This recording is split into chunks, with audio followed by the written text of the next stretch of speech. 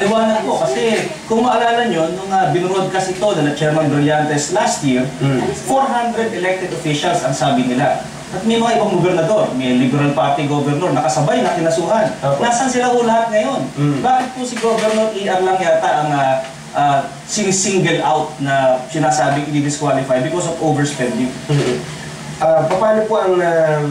meron po ba kayong pruweba doon o insinuation, spekulasyon nyo lang po ba yun? Hindi, sinabi mismo nila na ito ang kanilang mga kinasuhan. Tataka lang kami, bakit ito lang ang umandam? Baka yun lang nauna.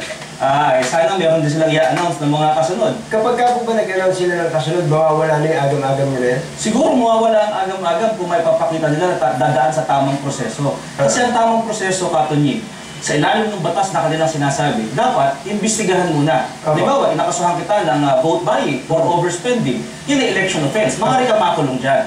So kinakailangan, imbestigahan muna ng isang preliminary investigation at pag napatunayan ikaw ay guilty, pwede kang makulong o pwede ka pang ma-disqualify. Dito baligtad. Sabi ng COMELEC, disqualified ka. At by the way, i-refer namin sa Field Investigation Office para malaman baka nga may paglabag ka. Kakaiba ko pala ito. Okay. Ang susunod po naming tanong, ewan ko lang kung pamilyar po kayo, tama po ba na binubuhay uli yung kaso ng disqualification laban kay dating Pangulong ating Mayor Joseph Estrada? Narinig din po namin yan. Paano niyo po tinitingnan yan? Mukhang nagkakaroon ng consolidated or coordinated effort targeting the opposition. Kasi kung mapapansin mo, lahat yan ay puro oposisyon.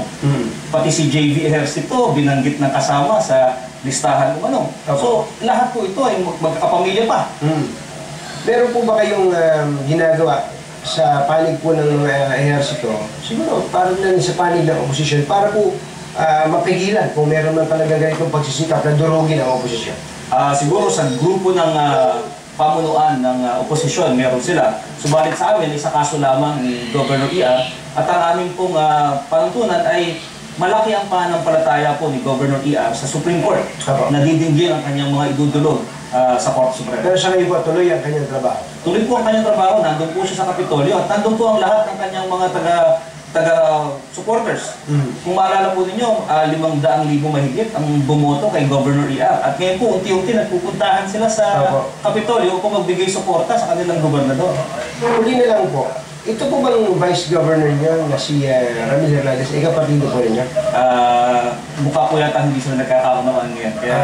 Okay. Kaya pala nakita ko sa interview, nilabas po namin kanina na handa raw siyang makeover. Pero ito po pala yung huli. Kung sakasakali po at mamalasin kayo sa Supreme Court, pwede po bang humalili yung tinalo niya nung nakaraang eleksyon o talagang Vice Governor na po ang upo? Sa order po ng COMELEC, yung Vice Governor po ang upo. So hindi rin pala makikinabang yung nagpetisyon. Attorney De La Cruz, maraming salamat po sa inyo at kami humahanga sa mga batang abogado.